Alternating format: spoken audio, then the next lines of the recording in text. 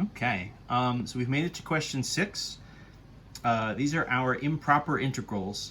So that is, we're trying to evaluate the areas here, but we either have an integral, right? Sort of, we have an interval where we're going to infinity, kind of an infinitely long interval, or we have something like in B and C, where we're trying to integrate, but we're sort of running into an asymptote.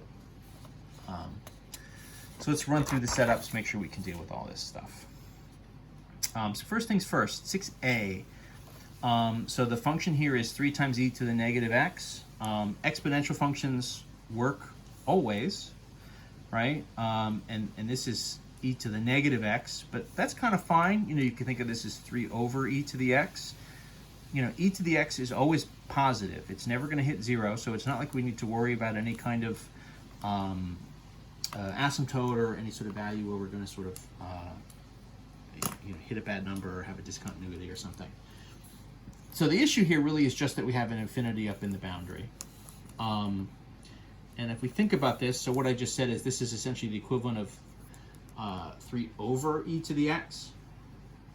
So as we go out further and further and further from 0 sort of out to the right, this is a function that's going to be dropping down and sort of decreasing and heading towards 0, right? 3 over a bigger and a bigger number. This is going to sort of head towards 0 as we go further out. So it has a shot of hitting an area, right? It does get smaller as we go. The move here is just take the infinity out of the integral, make it a limit. The limit as b goes to infinity. So the integral from 0 to b of 3 times e to the negative x dx. And then we'll just do our usual antiderivative stuff here, right? So what have we got? So the limit hangs out. We're not going to do the limit until we're at the very end. So b goes to infinity. What's my antiderivative? In theory, you would kind of do like a let u equal negative x. Your du dx is going to be like -1. The antiderivative here would be essentially 3 times e to the negative x divided by a -1. It's just going to end up being, right, negative 3 e to the negative x from 0 to b. So we'll kind of clean up what those values mean and sort of fractionize it and do everything as we kind of sub this stuff in. So this is the limit as b goes to infinity. So -3 e to the minus b. So minus minus. So again, I guess that's going to be plus 3, e to the -0. So both of those look a little goofy, I'll be honest. Really what this means, right, is the limit b goes to infinity. So this is -3 over e to the b, right? Plus 3 times, e to the 0. -0 is of course just a 0. So let's think about what these sort of exponentials mean for a second. Well, e to the 0, right? Anything to the 0 is just 1. So that'll be plus 3 times 1. And then this limit, so -3 over, right, kind of e to the infinity. E to the infinity, that would be -3 over infinity. But that's just going to head towards 0, right? -3 over an infinitely, right, bigger and bigger and bigger and bigger number is just going to get me a 0. So this is going to be essentially, 0 plus 3. So this is going to be an integral that converges and gives us a final area of 3. So that guy's going to converge. Let's look at 6b. There's a classic, Boston sort of punk hardcore kind of band called Converge. Converge is their name. I wonder if they're calculus fans. Probably not. but you know, maybe converge, calculus fans. In any event, let's look at 6b here. So this is the integral from -2 to 2 of 1 over x squared dx. The issue here, right, is, you know, 1 over x squared is undefined at x equals 0. This guy is d/e, right? Does not exist at x equals 0. I can't divide by 0. That's okay. What I can do is I can use my limits to kind of rewrite this integral. So what I'm going to do is I'm going to rewrite. So we'll do this as the limit. What do we do first? I guess. So b goes towards, I'm going to set up from -2 to b, so I guess from 0 from the left,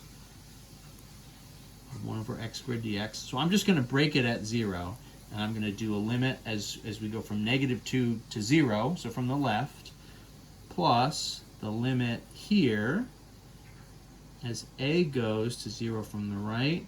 So then I'll pick it up and go from there to +2. So I'm just going to break this integral up into sort of 2 stages, right? So I have kind of a -2 to 0 with the limit, and then I have sort of a 0 to 2 with the limit.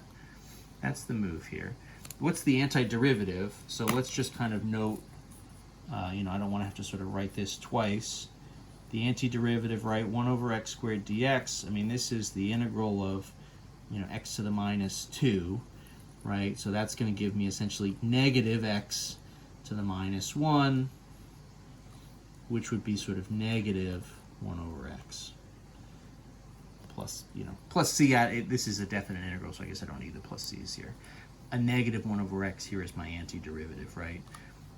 X to the -1, divide by -1, we'll call it -1 over x.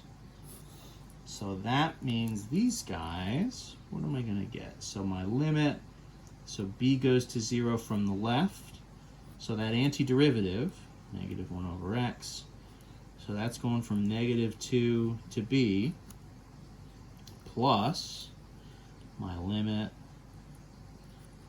as we come at 0 from the right, -1 over x from a to 2. So let's sub some of this stuff in. Let's see what happens. You know, we're going to get something good here. We're going to get something bad. I shouldn't say good and bad. It's not that converging or diverging is good or bad. They're just 2 different things that can happen. So what do I got? So my first limit, so b goes to 0 from the left. So subbing this stuff in, this is going to be kind of -1 over b, so kind of minus minus, so plus 1 over -2. Okay, so we'll deal with that in a minute. Plus limit, a goes to 0 from the right. So now if I'm subbing in, so -1 over 2, minus minus, right? So plus 1 over a. Okay, so what happens with these limits if I try to sort of take these b and a values to 0? So this goes negative, right? 1 over 0. Well, what happens if I head towards, you know, 0 on the bottom?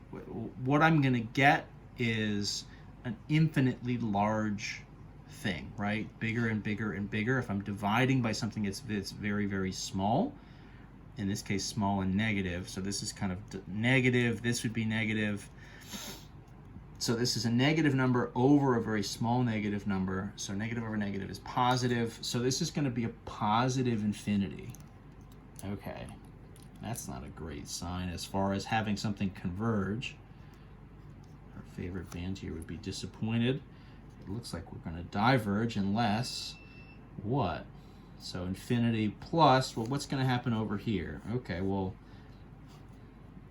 -1/2, so that's -1/4, so that's Anything? I guess we'll see. Well, what happens here? So now this is 1 over 0 from the right. So now this is 1 over something small, but from the positive side, positive 1 over a really small positive number, that's just going to be more positive infinities.